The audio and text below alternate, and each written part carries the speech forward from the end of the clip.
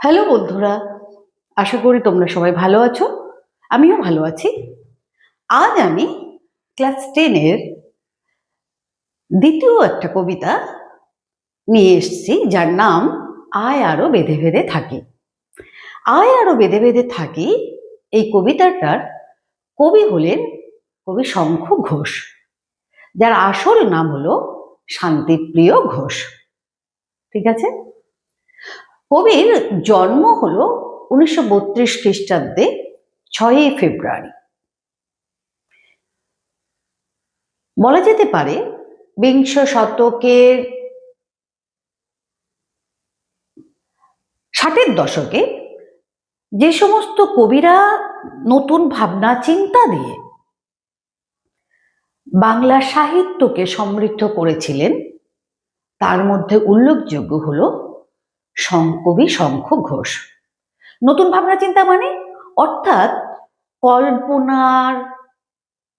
কল্পনা বা রোম্যান্টিকতা শুধু নয়, মানুষের বা সমাজের বাস্তবতার ছবিটাই কিন্তু আমরা পাই এই বিংশ শতকের আধুনিক কবিদের মধ্যে। তার মধ্যে আমি বললাম তো একজন হলেন কবি শঙ্খ ঘোষ।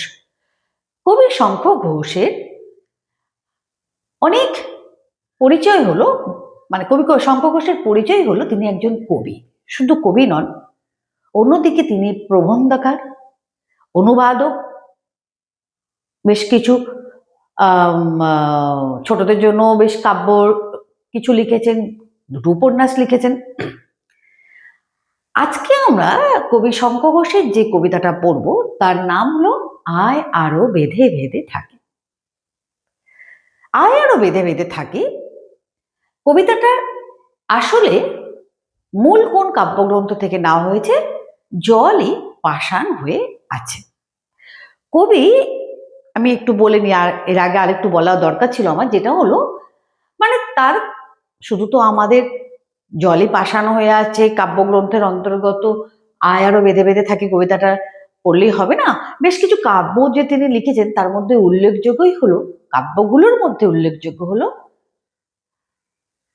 বাবরের প্রার্থনা, দিনগুলি রাতগুলি, গাঁজরে দাঁড়ের শব্দ, মুখ ঢেকে যায় বিজ্ঞাপনে, সবের ওপর সামিয়ানা, ছন্দের ওপর এত অন্ধকার, এরকম বহু কাব্য তিনি কিন্তু লিখেছেন। প্রথম কাব্যগ্রন্থ হলো দিনগুলি রাতগুলি। তার প্রথম কাব্যগ্রন্থ হলো, এখানে লেখা হয়নি হয়তো, তবু আমি বলছি মুখে, যে তার প্রথম কাব্যগ্রন্থ হলো দিনগুলি রাতগুলি। ঠিক আছে? ছোটদের জন্য লিখেছে রাগ করো না রাগুনি, বা মনে করো রাগ করো না রাগুনি, একদিকে যদি আমরা বলি সবকিছুতেই খেলনা নয়, আমন ধানের ছড়া, এরকম কাব্য কবিতা। এবং দুখানা উপন্যাস লিখেছেন, তার মধ্যে সেটা হলো সকালবেলার আলো আর সুপুরি বনের শাড়ি। অনুবাদ সাহিত্য তিনি বেশ পারদর্শী ছিলেন। এত সব প্রতিভা থাকার জন্য তিনি একাধারে বহু পুরস্কারে ভূষিত হয়েছিলেন। একদিকে যেমন তিনি রবীন্দ্র পুরস্কার পেয়েছেন, সাহিত্য একাডেমি পুরস্কার পেয়েছেন, দেশিকোত্তম পুরস্কার পেয়েছেন, আবার ভারত সরকারের থেকে পদ্মভূষণ পুরস্কারও কিন্তু পেয়েছেন। ঠিক আছে? কবিতার ক্ষেত্রে যদি আমরা আসি, আয় আরো বেঁধে বেঁধে থাকি। হ্যাঁ, আরেকটা কথা, কবির শঙ্খ ঘোষ কখনো কখনো কুন্তক ছদ্মনামেও কিন্তু লিখে সাহিত্য রচনা করেছেন। আয় আরো বেঁধে বেঁধে থাকি কবিতাটা জলই পাষাণ হয়ে আছে এই কাব্যগ্রন্থের অন্তর্গত। জলই পাষাণ হয়ে আছে এই কাব্যগ্রন্থতে মোট 31টা কবিতা সংকলিত হয়েছিল। তার মধ্যে শেষতম কবিতা অর্থাৎ 31তম কবিতা হলো এই আয় আরো বেঁধে বেঁধে থাকি। এইখানে এই কবিতাটার মধ্যে আমরা দেখতে পাবো ভারতবর্ষের বুকে যে সময় 2003 সালে গুজরাটে এক জাতি দাঙ্গা বেঁধেছিল, সেই জাতি দাঙ্গা মানুষের জীবনে যে কত বড় ভয়াবহ পরিস্থিতি তৈরি করেছিল এবং মানুষ যে কতটা নিরাশ্রয়, হতাশাগ্রস্ত, ভীত, সন্ত্রস্ত হয়ে পড়েছিল, তাকে নিয়ে তিনি কিন্তু এই কবিতাটা লিখলেন। আয় আরো বেঁধে বেঁধে থাকি। আয় আরো বেঁধে বেঁধে থাকি, এই বাক্যাংশ, এটা একটা বাক্য। তো এই কবিতার মাধ্যমে কবি যেন একটা আমাদের কাছে বার্তা দিচ্ছেন, তাই না? যে কখন আমরা ভাবি বেঁধে বেঁধে থাকার কথা, অর্থাৎ বেঁধে বেঁধে মানে কি, একত্রিত হওয়া বা সঙ্গবদ্ধ হওয়া। তাহলে কবি আহ্বান করছেন আমাদেরকে, আয় আরো বেঁধে বেঁধে থাকি। তাহলে কেন সঙ্গবদ্ধ হওয়ার কথা বলছেন? তাহলে সঙ্গবদ্ধতার কি দরকার ছিল, না দরকার আছে? কেন সঙ্গবদ্ধতার দরকার? মানুষ কোন পরিস্থিতিতে সঙ্গবদ্ধ হওয়ার কথা ভাবে? এই প্রশ্নগুলো কিন্তু আমাদের মনের মধ্যে আসছে। দেখো, আমি প্রথমেই তোমাদেরকে বললাম 2003 সালে ভারতবর্ষের গুজরাটে যে ভয়াবহ জাতি দাঙ্গা ঘটেছিল, অর্থাৎ ধর্মীয় বিদ্বেষ ছড়িয়ে পড়েছিল মানুষের মধ্যে, তারপরে এক মারাত্মক পরিস্থিতি তৈরি হয়েছিল সমাজ ব্যবস্থায়।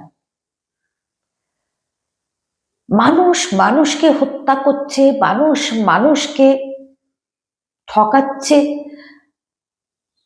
মানুষের ঘর উড়ে যাচ্ছে, মানুষের সামনের রাস্তা বন্ধ হয়ে যাচ্ছে, ভবিষ্যৎ প্রজন্ম ক্ষতিগ্রস্ত হচ্ছে।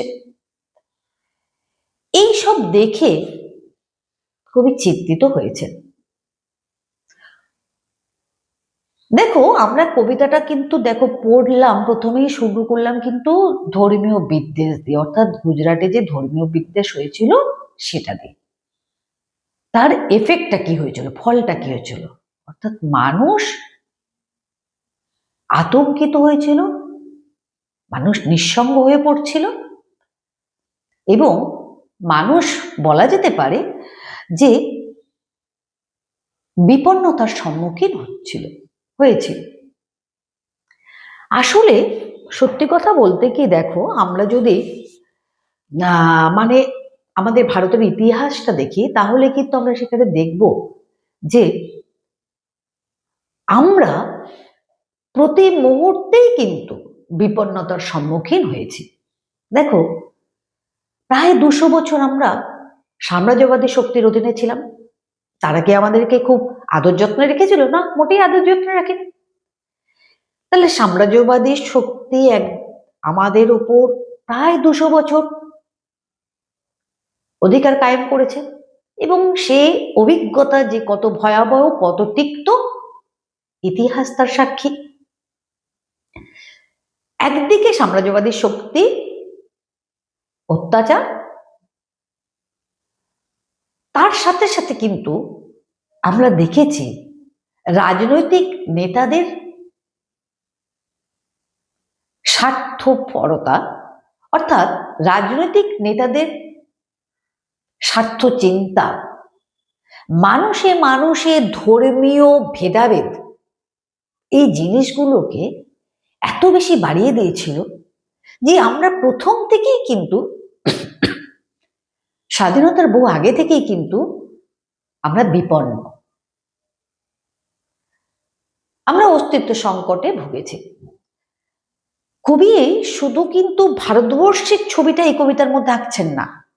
হতে পারে তার পটভূমিকা গুজরাটের দাঙ্গা, কিন্তু পৃথিবীর ইতিহাসে আমরা দেখব এই রাজনৈতিক ক্ষমতা কায়েম, রাষ্ট্রীয় শক্তি বা সাম্রাজ্যবাদী শক্তির আগ্রাসী মানসিকতা, ধর্মীয় ভেদাভেদ, মৌলবাদী, যাকে ঘিরে মৌলবাদী চিন্তা ভাবনা এক শ্রেণীর মানুষ, সাধারণ মানুষের উপর অধিকার বিস্তার করেছে, সাধারণ মানুষের উপর ধর্মীয় প্রভাবকে ছড়িয়ে দিয়ে নিজের ধর্মকে শ্রেষ্ঠ প্রমাণ করতে গিয়ে সাধারণ মানুষ বিপন্ন হয়েছে। প্রতিনিয়ত এই ঘটনাগুলো ঘটেছে। এই হতে হতে হতে হতে মানুষ কিন্তু একদম কোণঠাসা হয়ে গেছে। তাহলে আমরা দেখছি কি, এই বিভিন্ন সামাজিক বলো, রাজনৈতিক বলো, সাম্রাজ্যবাদী শক্তির আগ্রাসন, এই অস্থিরতার সামনে মানুষ আগেও বিপন্ন হয়েছে, আজও কিন্তু সে বিপন্নতার সম্মুখীন হয়ে রয়েছে। আজও কিন্তু সে কিন্তু এই জায়গা থেকে উঠে আসতে পারেনি। তার বেঁচে থাকার কিন্তু আর কোনো পথ নেই। সে বড্ড বেশি অসহায় এবং হতাশাগ্রস্ত হয়ে পড়েছে। দেখো, কখন মানুষ অসহায়তা বোধ করে? যদি তার চারপাশে সে আর কাউকে না দেখে। কখন মানুষ নিজেকে নিঃসঙ্গ মনে করে? যখন মানুষে মানুষে ভেদাভেদ বাড়ে, দূরত্ব বাড়ে, তখনই তো। এই কবিতাতে এই কবি কি একটু দেখাচ্ছেন যে আজ মানুষ কোন জায়গাটায় এসে দাঁড়িয়েছে, কতটা বিপদের সম্মুখে দাঁড়িয়ে মানুষ নিজেকে অসহায় ভাবছে। কবিতাটা আমি প্রথম স্তবকটা একটু পড়ছি। আমি তোমাদেরকে বলেছিলাম হাতে পেন্সিল রাখবে, এবারেও তোমাদেরকে বলছি কবিতাটা পড়ার সময় হাতে পেন্সিল রাখবে, কারণ এমসিকিউ এবং 2 নম্বর প্রশ্নের দাগে যে কোশ্চেনগুলো থাকে, যে প্রশ্নগুলো থাকে, সেগুলোর উত্তর কিন্তু আমরা পেন্সিল হাতে নিলে কিন্তু কবিতার সাথে সাথে কিন্তু আমরা জেনে যেতে পারবো। আমাদের ডান পাশে ধস, আগে একটু পড়ে নি। আমাদের বাঁয়ে গিরিখাত, আমাদের মাথায় বোমারু, পায়ে পায়ে হিমানির বাঁধ। আমাদের পথ নেই কোনো, আমাদের ঘর গেছে উড়ে, আমাদের শিশুদের সব ছড়ানো রয়েছে কাছে দূরে। আমরাও তবে এইভাবে এই মুহূর্তে মরে যাব নাকি? আমাদের পথ নেই আর, তাই কবি বলছেন আয় আরো বেঁধে বেঁধে থাকি। তাহলে বুঝতে পারলে ব্যাপারটা? কবিতাটা কিন্তু প্রথমে দেখে মনে হচ্ছে বাবা কি কঠিন, বুঝতে পারছি না, কিন্তু দেখো কেন বেঁধে বেঁধে থাকার কথা কবি বলছেন। কারণ তোমাদের বলতে হবে যে মানুষ আজ বড়ই বিপন্ন। কেন বিপন্ন? সামাজিক অস্থিরতা, রাজনৈতিক অস্থিরতা, ধর্মীয় বিদ্বেষ, এই সবের কারণে মানুষ আজকে কিন্তু বিভিন্নভাবে অস্থির হয়ে পড়ছে। তার সামনে বিপদ, পিছনে বিপদ, মাথার উপর বিপদ, পায়ের তলায় বিপদ, তার মাথায় ছাদ নেই, সে বড় অসহায়। তো সে বড় অসহায়, সেই অসহায়তার কারণে তার মধ্যে হতাশা আরো বেশি করে দানা বাঁধছে। তাহলে আমরা দাগ দিচ্ছি, দেখো আমাদের ডান পাশে ধস, আয় আরো বেঁধে বেঁধে থাকে, কেন কবি বলছেন? দেখো উত্তর এসে যাচ্ছে আমাদের মধ্যে। কারণ মানুষ আজকে, সাধারণ মানুষ আজকে চরম সংকটময় মুহূর্তের সামনে দাঁড়িয়ে আছে। এই কথাগুলো আমরা বলতে পারি, কারণ তার ডান পাশে ধস। এই যে দেখো, ধস, গিরিখাদ, বোমারু, হিমানির বাঁধ, এই শব্দগুলো হলো ব্যঞ্জনাধর্মী। আসলে এই কথাগুলো মধ্যে দিয়ে বিপদের মাত্রাটাকে বোঝানোর চেষ্টা করেছেন, কতটা বিপদের সামনে দাঁড়িয়ে আছে মানুষ, তাই তো? তাহলে ডান পাশে আমাদের কি যদি প্রশ্ন থাকে, বিভিন্ন রকম মাল্টিপল চয়েসে তোমাদের প্রশ্ন থাকবে, ডান পাশে ধস, খাদ, অমুক তমুক এরা থাকবে, তখন তোমাদের ধরতে হবে, দিতে হবে কি দাগ। ডান পাশে ধস, ধস কাকে বলে? ধসে যাওয়া, খসে যাওয়া, একে বলছে ধস। তাহলে মাটি যদি খসে যায়, যে মাটির উপর আমরা দাঁড়িয়ে থাকি, সেই মাটিটাই, ডান দিকের মাটিটাই যদি মানুষের পায়ের তলার মাটিটাই যদি খসে যায়, ধসে নেবে যায়, তাহলে মানুষ দাঁড়াবে কোথায়? তার তো প্রাণহানির সংশয়। তাহলে মানুষ বাদিকে যাবে। ওমা, বাদিকে কি করে যাবে? তার বায়ে তো গিরিখাদ। গিরিখাদ মানে কি? গিরি মানে পাহাড় বা পর্বত। দুটো পর্বতের মধ্যবর্তী যে অংশটা থাকে, যে পথটা থাকে, তাকে বলছে গিরিখাদ। তা আমরা যদি একটা পাহাড়ের চূড়ায় উঠে হঠাৎ করে পা স্লিপ করে গেল, আমরা ওই খাদের মধ্যে পড়ে গেলাম, আমরা কি বাঁচবো? বাঁচবো না। তাহলে বাঁদিকেও তো বিপদ, ডান দিকে বিপদ, ভাবলাম বাঁদিকে পথ আছে, সেই কারণে আমরা বাঁদিকে গেলাম। বাঁদিকেও দেখা যাচ্ছে কি গিরিখাদ। এবার আমরা মাথার উপর দিকে যদি তাকাই, আমাদের মাথায় বোমারু। বোমারু কাকে বলছে? আসলে যে বিমান, সাম্রাজ্যবাদী শক্তির যে বিমান প্রতিপক্ষ রাষ্ট্রের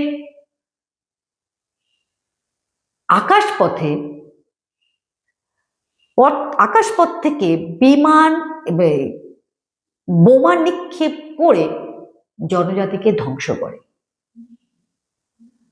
মানুষের মধ্যে অর্থাৎ প্রতিপক্ষ রাষ্ট্রের মানুষের মধ্যে ভীতি সঞ্চয় করতে চায় এর দ্বারা। তাহলে আমাদের মাথার উপর কি? বোমারু বিমান, অর্থাৎ যে বিমান বোমা নিক্ষেপ করে। বোমারু শব্দের অর্থ হলো যে বিমান বোমা নিক্ষেপ করে। তাহলে মাথার উপরও বিপদ। পায়ে পায়ে হিমানির বাঁধ। হিমানি শব্দের অর্থ হলো বরফ। আমরা কিন্তু দেখো পাহাড়ি অঞ্চলে আনন্দে বরফ নিয়ে খেলতে যেতে পারি। আমরা পাহাড়ি অঞ্চলে গেলাম, বরফ দেখলাম, বরফ পেয়ে খুশি হলাম, বরফ নিয়ে একটু খেললাম, গোলা টোলা নিয়ে খেলাম। কিন্তু প্রতি মুহূর্তেই যদি আমাদেরকে হিমানির বাঁধ মানে বাধা, মানে বরফের বাধা পেরোতে হয়, তাহলে আমাদের তো অগ্রগতি হবে না, আমাদের পথ চলা তো আটকে যাবে। তাহলে আমরা ডাইনেও যেতে পারছি না, কারণ ডাইনে হচ্ছে ধস। বাদিকে মানুষ যেতে পারছে না, কারণ সেখানে গিরিখাদ। মাথার ওপর বোমারু বিমান, এবং পায়ে পায়ে তার কি? হিমানির বাঁধ। বুঝতে পারলে? তাহলে সর্বত্র মানুষের বিপদ ছড়িয়ে রয়েছে। তাহলে মানুষ এগোবে কি করে? মানুষের জীবনযাত্রা অগ্রগতি হবে কি করে? হচ্ছে না তো। তাহলে এই প্রতিকূলতা সাথে মানুষকে প্রতিনিয়ত কিন্তু লড়াই করতে হচ্ছে, তাই তো? এটাই বোঝা যাচ্ছে। আমাদের পথ নেই কোনো। কবি বলছেন আমাদের পথ নেই কোনো। সত্যি কথা তো, আমরা দেখলাম আমরা পথহীন। আমরা বলতে কারা? সাধারণ মানুষ। শুধু ভারতবর্ষ না, সারা পৃথিবী জুড়ে কিন্তু এই সাধারণ মানুষের সংকটের সামনে এসে দাঁড়ায় একটা সময়, যেখান থেকে মুক্তি পাওয়ার উপায় সে খুঁজে পায় না। মানুষ যখন পথহীন হয়ে যায়, তখন সে নিরাপত্তাহীনতায় ভোগে, অবশ্যই ভুগবে, কারণ সে এগোতে পারছে না। গতিই তো মানুষের জীবনের ধর্ম। সেই গতি যদি স্তব্ধ হয়ে যায়, তাহলে সে জাতির জনজীবন স্তব্ধ। আমাদের ঘর গেছে উড়ে। ঘর কি করে ওড়ে?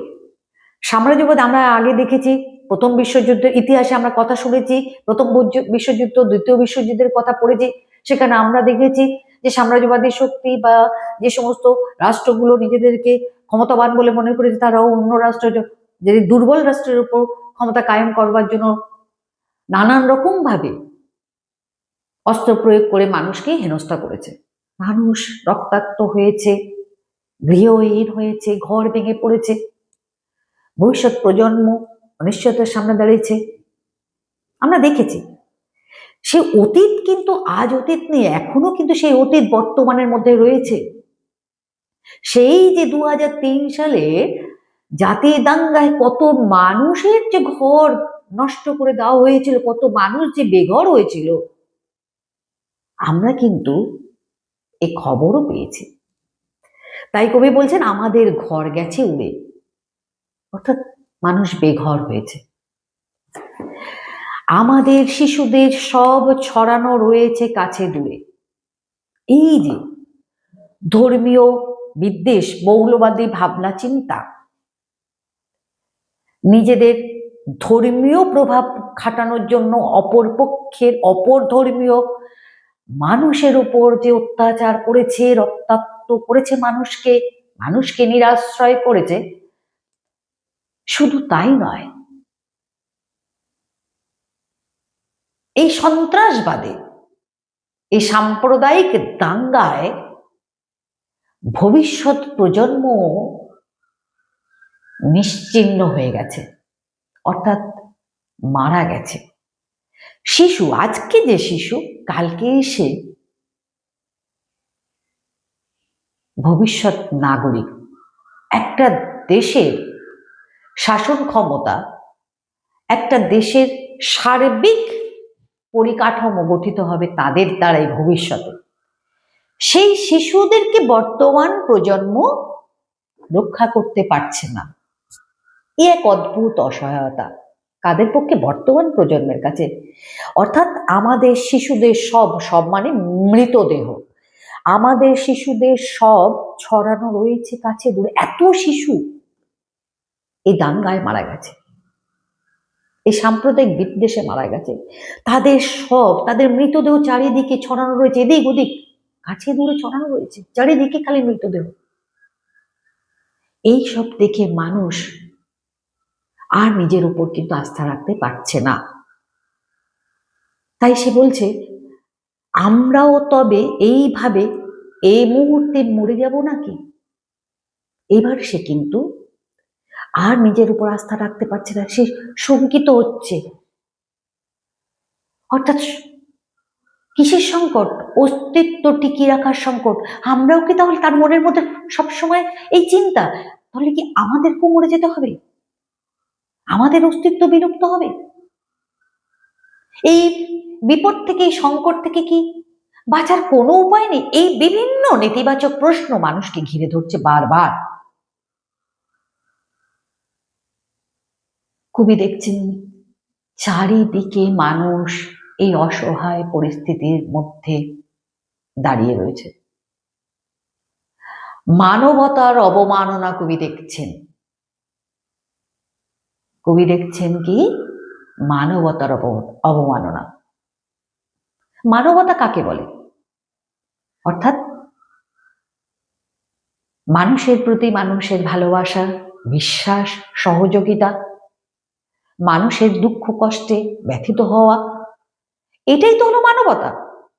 কিন্তু এক মানুষ যদি তার নিজের স্বার্থ চরিতার্থ করবার জন্য মানুষগুলোকে আঘাত করে, তাহলে তো সেটা মানবতারই অবমাননা।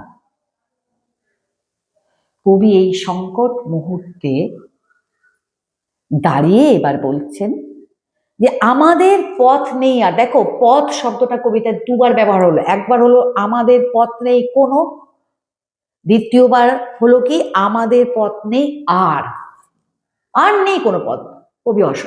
মানুষ অসহায়। এইবার কবি মানুষকে আশ্বস্ত করছেন কি বলে? আয় আরো বেঁধে বেঁধে থাকি। কবি বুঝতে পারছেন যে এই যে মানুষে যে দূরত্ব বেড়েছে, মানুষে যে স্বার্থপরতা, এইগুলোকে যদি কমাতে আমরা না পারি, মানুষ যদি সংঘবদ্ধ হতে না পারে, মানুষ যদি নিজের বিবেককে জাগিয়ে তুলতে না পারে, মানুষ যদি তার শুভ বুদ্ধিকে কাজে লাগাতে না পারে, তবে কিন্তু মানুষকে শেষ হয়ে যেতে হবে। তাহলে মানুষকে যদি বেঁচে থাকতে হয়, তাহলে কবি আশ্বস্ত করছেন কি বলে? অর্থাৎ আয় আরো বেঁধে বেঁধে থাকে। কাকে বলছেন? অর্থাৎ সব মানুষেরই কিন্তু বিবেক বোধ নষ্ট হয়ে যায়নি, শুভ বুদ্ধি নষ্ট হয়ে যায়নি। কেউ তো আছে যারা এখনো বিবেকবান, যারা এখনো শুভ বুদ্ধি সম্পন্ন। সেই মানুষগুলোর কাছে কবির আহ্বান যে আসুন আমরা সংঘবদ্ধ হই। একে একে এই সংঘবদ্ধতার শৃঙ্খল বড় হবে, আরো মানুষ বুঝতে পারবে যে অস্তিত্ব টিকিয়ে রাখতে গেলে একা কোনোভাবেই বাঁচা যাবে না। তাই বাঁচতে গেলে, অস্তিত্ব টিকিয়ে রাখতে গেলে আমাদেরকে কি করতে হবে? সংঘবদ্ধ হতে হবে। ভালো লাগলো কিনা এই সংঘবদ্ধতার কথাটা শুনতে? এতক্ষণ আমরা একটা ভয়াবহ দিক দেখছিলাম কবিতার মধ্যেই অর্থাৎ মনে করো আমাদের ডান পাশে বাদ ধস থেকে আমাদের পথ নেই, আর এই পর্যন্ত আমরা যেন একটা হতাশার অন্ধকারে ডুবে যাচ্ছিলাম। আমরা বলতে সাধারণ মানুষ যারা কবিতা পড়ছে আমরাও। কিন্তু কবি এক অদ্ভুত একটা বার্তা নিয়ে এলেন। কি বার্তা? আমরা বাঁচতে পারি, আমরা হারিয়ে যাব না এই পৃথিবীর বুক থেকে। কিভাবে বাঁচবো? শৃঙ্খলবদ্ধ সংঘবদ্ধ ভাবে বাঁচবো।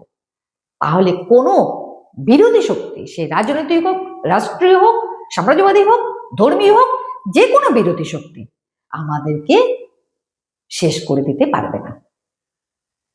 তাহলে কবিতাটা এই পর্যন্ত যে আমরা পড়লাম, আশা করি তোমাদের ভালো লাগলো, তোমরা বুঝতে পেরেছো। মোটেই আর কবিতাটাকে কঠিন বলে মনে হচ্ছে না। তাহলে এই কবিতার মধ্যে আমরা শর্ট কোশ্চেন পেলাম, এবং কবিতার মধ্যে মূল বিষয় আমরা কি পেলাম?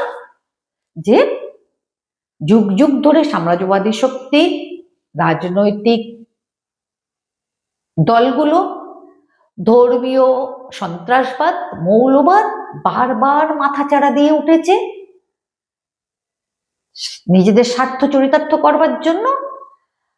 মানবিকতা বিপন্ন হয়েছে, মানুষ অসহায় হয়েছে, অস্তিত্বহীনতায় ভুগেছে, মানুষের সামনের পথ বন্ধ হয়ে গেছে, আর মানুষ এগোতে পারছে না, চারিদিকে তার বিপদ। এই বিপদের মাঝখানে মানুষ দাঁড়িয়ে যখন সে অনুভব করছে, চারিদিকে দেখছে তার ভবিষ্যৎ প্রজন্ম অর্থাৎ শিশুদের সব চারিদিকে ছড়িয়ে রয়েছে, মৃতদেহগুলো চারিদিকে ছড়িয়ে, এই বিভৎস দৃশ্য মানুষকে ভীত করেছে, সন্ত্রস্ত করেছে। তখন মানুষ নিজের অস্তিত্বকে টিকিয়ে রাখার সংশয় বোধ করেছেন।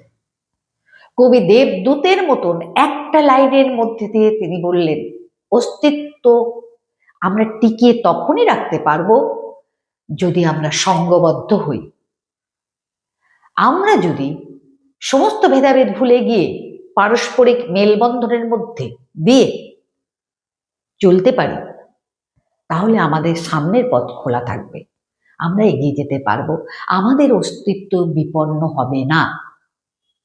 তাহলে এই ইতিবাচক ভাবনা নিয়ে আমরা পরবর্তী যে স্তবকটা রয়েছে এবার আমরা দেখে আসি। আমাদের ইতিহাস নেই,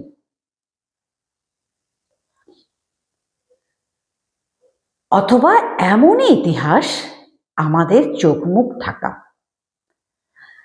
আমরা ভিখারি 12 মাস, আমরা ভিখারি 12 মাস। পৃথিবী হয়তো বেঁচে আছে, পৃথিবী হয়তো গেছে মরে, আমাদের কথা কে বা জানে?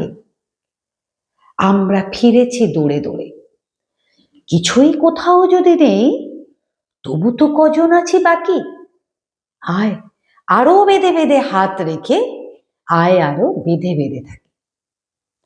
এবারে দেখি এই জায়গাটাতে কবি কি বলতে চাইছেন। আমাদের ইতিহাস নেই, অর্থাৎ 2003 সালের গুজরাটে যে জাতি দাঙ্গা বেঁধেছিল, তাতে মানুষ ধর্মের দোহাই তুলে, এক শ্রেণীর মানুষ ধর্মের দোহাই তুলে বিরাট এক রক্ত ঝরার খেলায় মেতে উঠেছিল।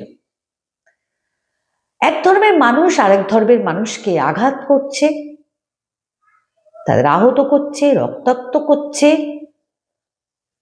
তাদের ঘর ভেঙে দিচ্ছে, তাদের গৃহহীন করছে।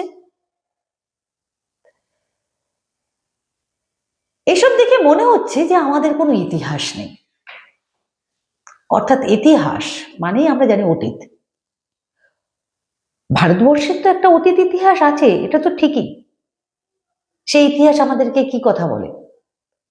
সেই ইতিহাস আমাদেরকে আদর্শের কথা বলে। সেই ইতিহাস আমাদেরকে কি কথা বলে? আমাদের সংস্কৃতির ইতিহাস। কোন সংস্কৃতি? অর্থাৎ পারস্পরিক মেলবন্ধন, অর্থাৎ সাম্প্রদায়িক সম্প্রীতির কথা বলে।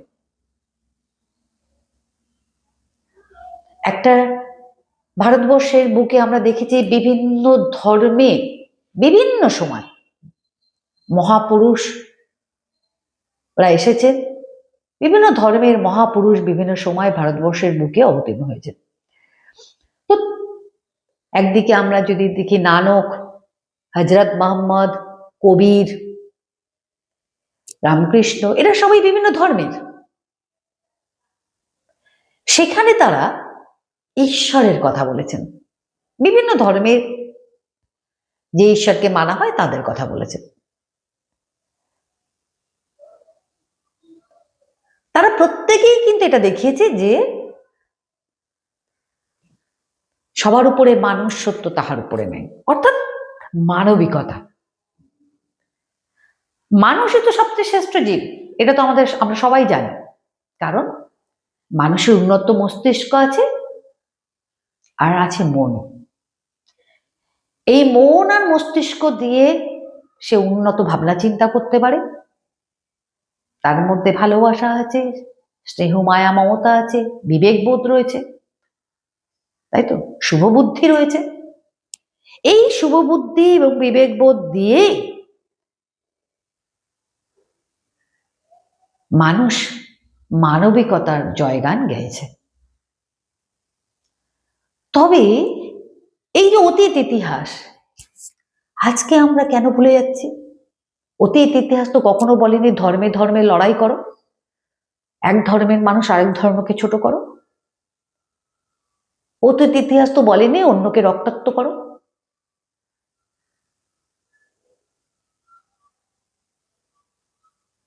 কিন্তু আজকের দিনে দাঁড়িয়ে মানুষ এই ইতিহাসকে ভুলে গেছে। তাই ভুলে গেছে বলেই তো গুজরাটের জাতি দাঙ্গা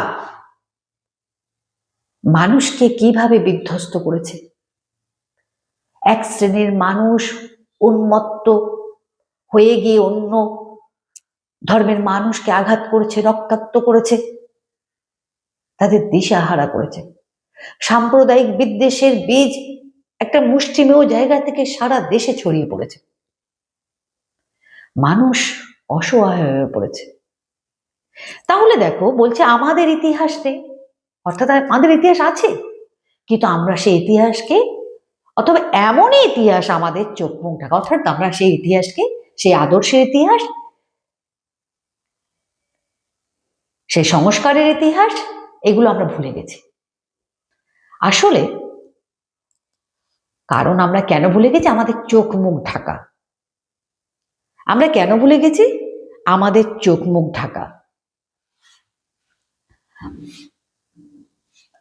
চোখ দিয়ে আমরা দেখি, অন্যায়কে দেখলে তার প্রতিবাদ করতে হয়, এটা আমরা জানি। কিন্তু আমরা চোখ যদি বুঝে রাখি ইচ্ছে করে, তাহলে আমরা তো অন্যায় প্রতিবাদ করবো না। অর্থাৎ অন্যায় প্রতিবাদ এড়ানোর জন্য আমরা চোখ ঢেকেছি। চোখ মুখ ঢাকা অর্থাৎ প্রতিবাদ আমরা মুখে করব। অন্যায় চোখ দিয়ে দেখবো এবং দেখে মুখে প্রতিবাদ করবো। দুটো ইন্দ্রিয়কেই আমরা যদি বন্ধ করি, দুটোকেই যদি আমরা বন্ধ করি, তাহলে তো আমরা বলতেই পারি আমরা আমাদের ইতিহাসকে ভুলে গেছি। ইতিহাস তো এই কথা বলে না। ইতিহাস তো লড়াইয়ের কথা বলেনি। বলেছে কি? ইতিহাস লড়াইয়ের কথা বলেনি। তাই বলছে আমাদের চোখ মুখ ঢাকা। অর্থাৎ মানুষ যে ভারতবর্ষের গর্ব, অর্থাৎ সাম্প্রদায়িক সম্প্রীতি, এটা তো ভারতবর্ষের গর্ব, মানবিকতার জয়গান, এগুলোকে ভুলে গিয়ে মানুষ কি করছে? সাম্প্রদায়িক সংঘর্ষে মেতেছে। আর আরেক শ্রেণীর মানুষ অন্যায়কে দেখেও চোখ মুখ ঢেকে বসে রয়েছে। আমরা ভিখারি 12 মাস। ভিখারি কাকে বলে? যার কাছে টাকা পয়সা কিছুই থাকে না। স্বাধীনতার পর থেকে একটা সময়, সেই সময় অর্থাৎ ভারতবর্ষ যখন স্বাধীন হলো, ইংরেজরা যখন মনে করো ভারতকে স্বাধীনতার দণ্ডটা তার হাতে তুলে দিয়ে চলে গেল, সেই সময় ভারতবর্ষের অর্থনীতি তো খুব দুর্বল ছিল। সেই সময় থেকে ভারতবর্ষ কিন্তু বলতে গেলে ভারতবর্ষের অর্থনীতি বিদেশি ঋণের ওপর নির্ভর করেই চলত।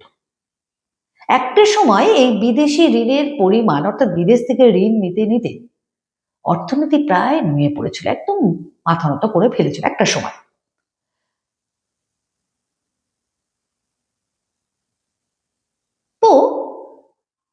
এটা তো গেলে একদিকে মনে করো যে বিদেশি ঋণ, অতিরিক্ত পরিমাণ বিদেশি ঋণ নেওয়া এবং বিদেশি ঋণের পরিবর্তে অর্থনীতি ভেঙে পড়া। অন্যদিকে বিশ্বায়নের দ্বারা অর্থাৎ মুক্ত বাজার অর্থনীতির কাছে ভারতীয় অর্থনীতি আরো বেশি পঙ্গু হয়ে গেল। অর্থাৎ মুক্ত বাজার অর্থনীতি কি? মুক্ত বাজার অর্থনীতি হলো এটাই, অর্থাৎ সারা বিশ্ব জুড়ে কি হলো, শিল্প বিপ্লবের ফলে অর্থাৎ শিল্প কারখানা গড়ে উঠেছিল, সেখানে অল্প সময়ের মধ্যে অনেক বেশি উৎপাদন ক্ষমতা ছিল, তো সেখানে খুব অল্প দামে যে জিনিসটা মানুষ ক্রয় করতে পারত, ভারতবর্ষের যে নিজস্ব কুটির শিল্প ছিল সেই প্রতিযোগিতায় তারা কিন্তু হেরে গেল। তো মানুষ অল্প দামে বিদেশি জিনিস কিনতে শুরু করলো, তার নিজের ঘরের জিনিস পড়ে রইল। এইভাবে এই যে নিজস্ব যে শিল্প, এই ভারতবর্ষের নিজস্ব শিল্প আস্তে আস্তে আস্তে আস্তে আস্তে আস্তে কিন্তু ক্ষয়ের দিকে গেল, ফলে অর্থনীতি আরো বসে গেল। তা আমরা তাই কবি বলছেন কি যে আমরা ভিখারি 12 মাস। তাহলে আমরা যদি মানসিক ভাবে ভিখারি, আমরা ভিখারি কেন? কারণ আমাদের অর্থনীতিকে আমরা চাঙ্গা করার পরিবর্তে আরো দুর্বল করে দিয়েছি। তাই আমরা তার পরিবর্তে আমরা 12 মাস ভিখারি হয়ে রয়েছে, অন্যের মুখাপেক্ষী হয়ে আমাদেরকে বেঁচে থাকতে হচ্ছে। এই হলো কবির বক্তব্য। এবার বলছে পৃথিবী হয়তো বেঁচে আছে, পৃথিবী হয়তো গেছে মরে। তো এটা বলার অর্থ কি? পৃথিবী হয়তো বেঁচে আছে, পৃথিবী হয়তো বা গেছে মরে। অর্থাৎ 2003 সালে যে সাম্প্রদায়িক দাঙ্গা হয়েছিল, তাতে তো বহু মানুষ মারা গেছিল, এত রক্তক্ষয় হয়েছিল, এত রক্তক্ষয় হয়েছিল যে বহু মানুষের প্রাণহানি হয়েছিল। একটা সময় এই সাম্প্রদায়িক দাঙ্গা শুধুমাত্র আর গুজরাটে সীমাবদ্ধ ছিল না, সেটা কিন্তু ছড়িয়ে পড়েছিল সারা ভারতবর্ষ জুড়ে। তো দিশেহারা রাজনৈতিক নেতা বা শুভাকাঙ্ক্ষী বিদ্যুৎ জনেরা বারবার এই বিষয়টাকে নিয়ন্ত্রণে আনার জন্য রাষ্ট্রপুঞ্জের কাছে কিন্তু আর্জি জানিয়েছিল। কিন্তু অদ্ভুতভাবে সারা বিশ্ব জুড়ে শান্তি বজায় রাখার বা অশান্তি নিয়ন্ত্রণে রাখার দায়িত্ব যে সংস্থা অর্থাৎ রাষ্ট্রপুঞ্জ, এই ব্যাপারটা কিন্তু নীরব থাকলো। তারা কোনো রকম ভাবে ভারতের কাছে সাহায্যের হাত বাড়িয়ে দিল না। তাই কবির সংশয়ে পৃথিবী হয়তো বেঁচে আছে, হয়তো বা বেঁচে নেই। যদি বেঁচে থাকতো তাহলে রাষ্ট্রপুঞ্জ নিশ্চয়ই ভারতের এই করুণ আর্তের কাছে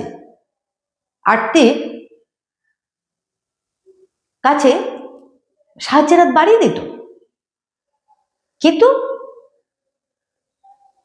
রাষ্ট্রপুঞ্জ তা দেয়নি। তাই কবির মনে হয়েছে পৃথিবী হয়তো বেঁচে গেছে মরে, পৃথিবী হয়তো বেঁচে আছে, পৃথিবী হয়তো গেছে মরে, কবির মনে হয়। তাহলে এই সময় মানুষ আরো অসহায়।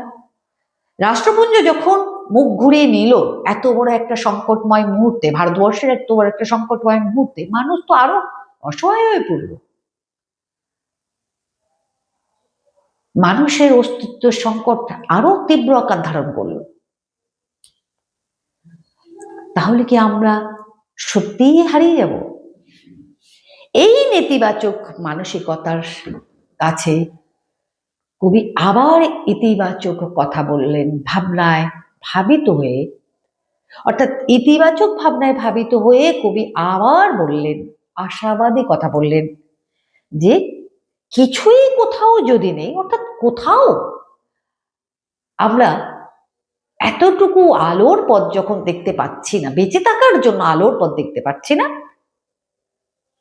তবু তো কজন আছি বাকি। অর্থাৎ সবার মধ্যে থেকেই যে মনুষ্যত্ব চলে গেছে তা তো নয়, মুষ্টিমেয় কজনের মধ্যে তো মনুষ্যত্ব রয়েছে। এখনো তাদের বিবেক কথা বলে, এখনো তাদের শুভবুদ্ধি কাজ করে।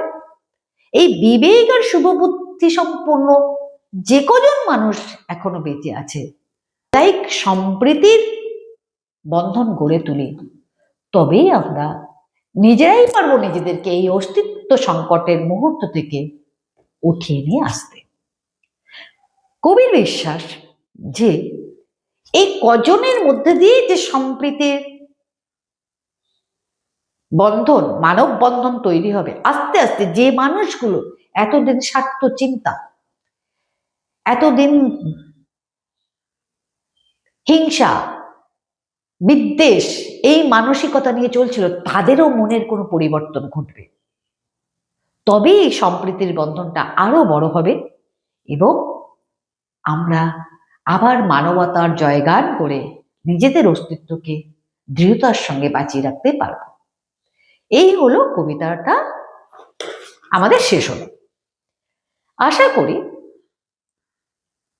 আমার এই পড়ানোর মধ্যে দিয়ে তোমাদের সমস্যাগুলো, অর্থাৎ কবিতাটা প্রথমেই দেখে তোমাদের যেটা মনে হয়েছিল বাবারে কি কঠিন বলে মনে হচ্ছে, আশা করি এখন আর সেটা মনে হবে না। প্রত্যেকটা লাইনের মধ্যে যে প্রশ্ন হচ্ছে সেগুলো আমি আলোচনা করেছি, অর্থাৎ এমসিকিউ এবং 2 নম্বরের প্রশ্ন, অর্থাৎ এক বাক্যে লেখো 2-1 কথায় উত্তর দেয়, এই প্রশ্নগুলোতে কবিতা থেকে কোনো রকম সমস্যা তোমাদের হবে না। এবার থাকলো বড় প্রশ্ন, 5 নম্বরের প্রশ্ন এবং 3 নম্বরের প্রশ্ন। 5 নম্বরের প্রশ্ন সেখানে ভাগ থাকে 3-2-2-3 করে, 3 নম্বরের প্রশ্ন ভাগ থাকে 1-3 করে, থাকে তো। তো তোমরা তোমাদের আমি পড়াতে গিয়ে বুঝিয়েছি, লাইনের অর্থ বুঝেছি এবং সার্বিকভাবে বুঝিয়েছি যে কবিতাটার 2টো অংশ। এক হলো সারা পৃথিবী জুড়ে যে সাম্রাজ্যবাদের শক্তির অত্যাচার, রাজনৈতিক যে ষড়যন্ত্র, ধর্মীয় বিদ্বেষ, অর্থাৎ এই যে সংকটগুলো, এগুলো শুধু ভারতবর্ষে গুজরাটে হচ্ছে যে তাটা, সারা পৃথিবী জুড়ে মানুষের সামনে এই সমস্যা। এই সমস্যা মানুষকে পথহারা করে দিচ্ছে, মানুষকে হতাশাগ্রস্ত করে দিচ্ছে, মানুষকে আশ্রয়হীন করে দিচ্ছে, মানুষ তার ভবিষ্যৎ প্রজন্মকে হারাচ্ছে। এরকম পরিস্থিতিতে মানুষ নিজেই ভাবতে পারছে না সত্যি কি সে তার অস্তিত্বকে টিকিয়ে রাখতে পারবে। এই অস্তিত্ব সংকটের মুহূর্ত একটা পর্যায়, এবং সেখান থেকে বেরিয়ে আসার জন্য মানুষ যখন একটা দেশ রাষ্ট্রপুঞ্জের কাছে সাহায্যের হাত মানে সাহায্যকে আশা করে, সেখানে রাষ্ট্রপুঞ্জের মতো সংস্থাও যেখানে মুখ ফিরিয়ে নেয়, তাহলে তো মানুষের আর কিছু করা থাকে না। তাহলে কি মানুষ মরে যাবে? না, কবি বলছেন না, আত্মনির্ভর। অর্থাৎ আমাদের মধ্যে যে ভেদাভেদটা, সেই ভেদাভেদটাকে যদি ভুলে যাই, আমরা যদি পারস্পরিক বিদ্বেষ বা ধর্মীয় জিগির তুলে মানুষ নিজেদের মধ্যে লড়াই ঝগড়া না করি,